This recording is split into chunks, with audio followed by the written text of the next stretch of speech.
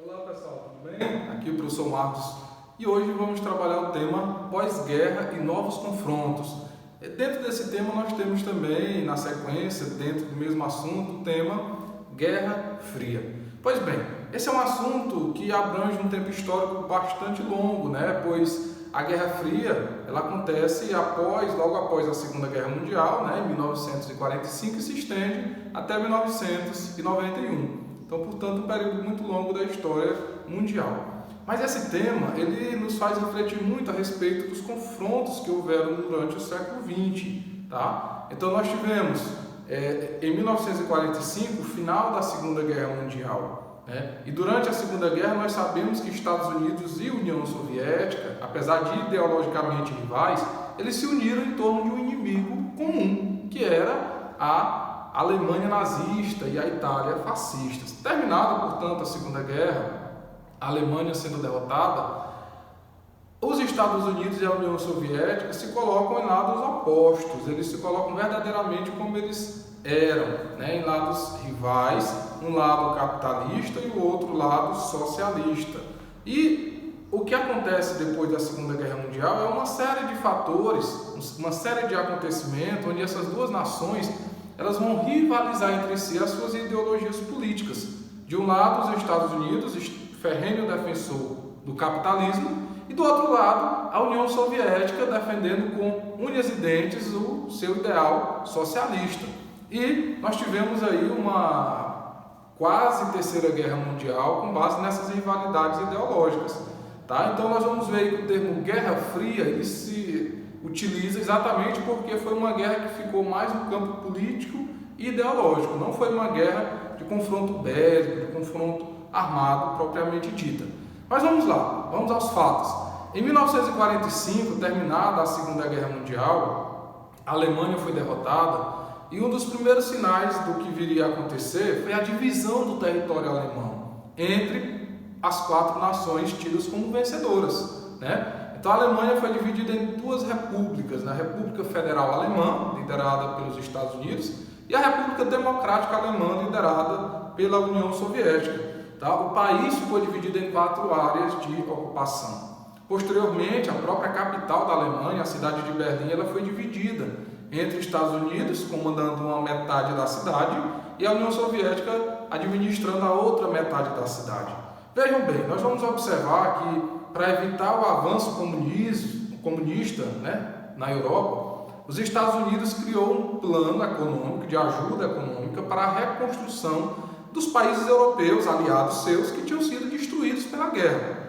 E nesse sentido, o governo americano injetou aí mais de 13 bilhões de dólares na Europa, principalmente para reerguer a economia europeia aliada e evitar assim o crescimento comunista pelo restante da Europa, tendo em vista que a Europa tinha ficado praticamente destruída pela guerra.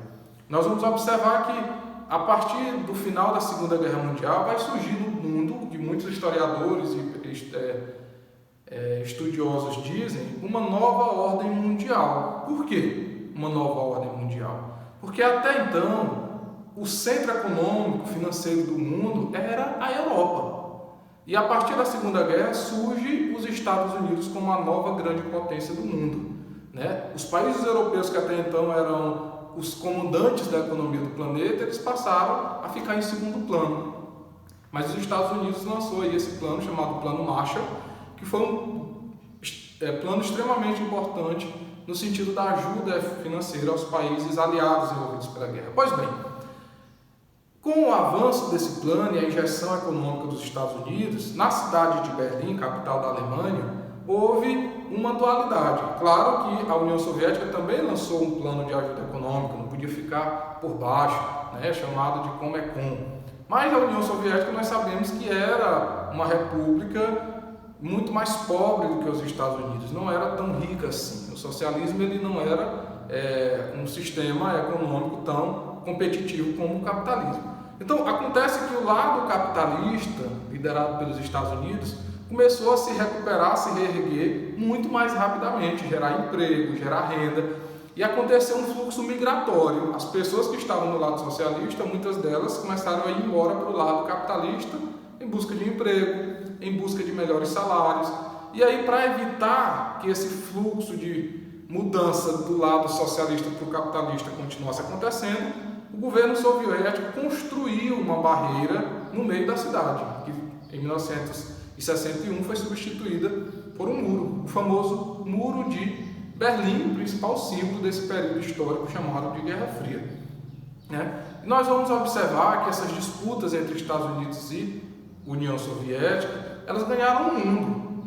Foi uma disputa por mais de 45 anos aí, de poder, de influência, onde cada um buscava influenciar países vizinhos. Sempre frisar a tamanha destruição que a Segunda Guerra Mundial causou.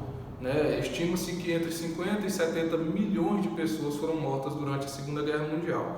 Então, para tentar pelo menos evitar que novos confrontos acontecessem, em 1945 foi criada a Organização das Nações Unidas, a ONU, foi votada em 1947 e foi oficialmente criada.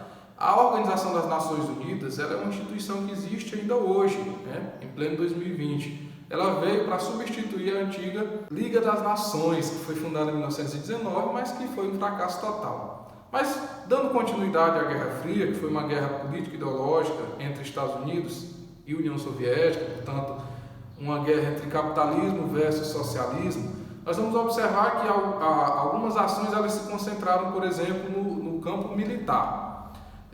Os Estados Unidos criou um bloco, principalmente com os países europeus, aliados do capitalismo, chamado OTAN, a Organização do Tratado do Atlântico Norte. Esse bloco militar, ele visava, acima de tudo, uma ação mútua, ou seja, caso qualquer um dos países da OTAN fosse atacado por um socialista, por um país soviético, eles iriam juntos se unir contra aquele inimigo comum. Da mesma forma, alguns anos depois, a União Soviética criou o Pacto de Varsóvia, que era também uma ampla aliança militar entre os países socialistas, visando se autoprotegerem caso um conflito acontecesse. Então a gente observa que todos os mecanismos para que uma terceira guerra mundial acontecesse, eles estavam sendo traçados. No plano econômico, os Estados Unidos criou o Plano Marshall, injetou mais de 13 bilhões de dólares na economia europeia. A União Soviética criou a Comecon, também visando ajudar economicamente os países. Uma outra característica bastante importante foi a corrida armamentista. Essa corrida armamentista ela se resume basicamente na produção de armas nucleares, as bombas nucleares. Os Estados Unidos ele deu o pontapé inicial, tanto é que nós sabemos que o final da Segunda Guerra Mundial foi muito trágico. Ele culminou com a explosão de 2 bombas atômicas sobre as cidades japonesas de Hiroshima e Nagasaki. Foi um desastre humanitário sem precedentes.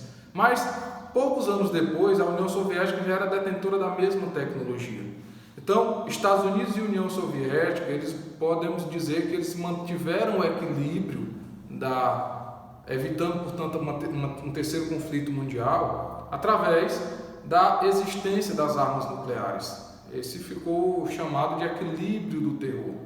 Por quê? Porque havia uma clara e evidente possibilidade de uma autodestruição do próprio planeta como um todo. Então, se uma terceira guerra começasse entre Estados Unidos e União Soviética, com o poderio destrutivo das armas nucleares, poderia ocorrer uma destruição do planeta. Então, a consciência desse poder de destruição entre as duas nações permitiu que um terceiro confronto bélico fosse evitado. Nós tivemos também, além disso, nós tivemos uma corrida espacial.